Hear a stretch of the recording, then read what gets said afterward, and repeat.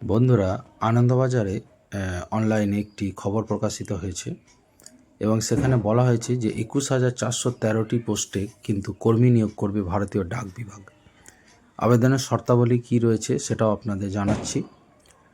BPM অর্থাৎ actually এর পুরো নাম হচ্ছে ব্রাঞ্চ পোস্টমাস্টার। পদে নিযুক্তদের বেতনক্রম মাসে ১২,০০০ থেকে ২৯,৩৮০ টাকা। অন্যদিকে এবিপিএম সম্ভবত অ্যাসিস্ট্যান্ট ব্রাঞ্চ পোস্টমাস্টার এবং গ্রামীণ ডাক সেবক, পুরো পোস্টারে অ্যাকচুয়ালি নাম জিডিএস মানে হচ্ছে গ্রামীণ ডাক সেবক। এর বিভিন্ন কর্মচারী বিভিন্ন শাখা রয়েছে, সেই বিভিন্ন ক্যাটাগরি রয়েছে, সেই ক্যাটাগরিগুলিতে নিয়োগ হবে। তো কোথাও কোথাও ১০,০০০ থেকে কিন্তু ২৪,৪৭০ টাকা পর্যন্ত স্যালারি রয়েছে। তো বেশিক্ষণে চাকরি নয়, ঘন্টা তিনেক চারেক সম্ভবত অফিসটা খুলতে হয়, পোস্ট অফিসটা।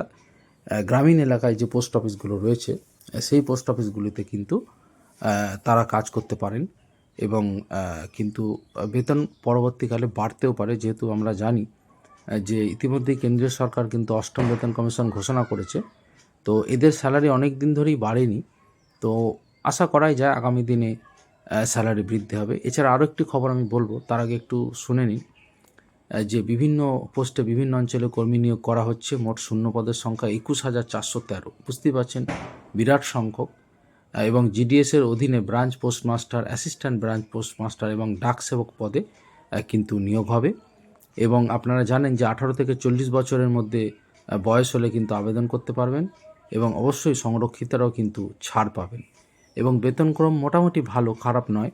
কিন্তু যেটা বলছিলাম যে সবথেকে আর একটা গুরুত্বপূর্ণ বিষয় হচ্ছে এরা কিন্তু পরীক্ষা দিয়ে সরকারি যে পার্মানেন্ট পোস্টে কিন্তু নিয়োগ পেতে পারেন, যেটা খুব গুরুত্বপূর্ণ, পার্মানেন্ট পোস্টে নিয়োগ পাওয়া। এরা কিন্তু এবং সেই পরীক্ষাটাই শুধুমাত্র এরাই বসতে পারবেন। মাল্টিটাস্কিং পোস্টে কিন্তু তারা নিয়োগ পেয়ে যাবেন। এবং আমরা জানি আজকাল মাল্টিটাস্কিং স্টাফেও কিন্তু শুরুতেই বেতন প্রায় ৩০,০০০-এর উপরে রয়েছে এবং তারপরে তো প্রমোশন তার থাকবে, অর্থাৎ কেন্দ্রীয় সরকারের পার্মানেন্ট যে চাকরি তাতে সে চলে আসবে। আবেদনের ক্ষেত্রে বুঝতেই পারছেন, শুধুমাত্র দশম শ্রেণী পাস হলেই কিন্তু পরীক্ষা আবেদন করতে পারবেন এবং আবেদনের ফি মাত্র ১০০ টাকা। আবেদনের শেষ তারিখ ৩রা মার্চ।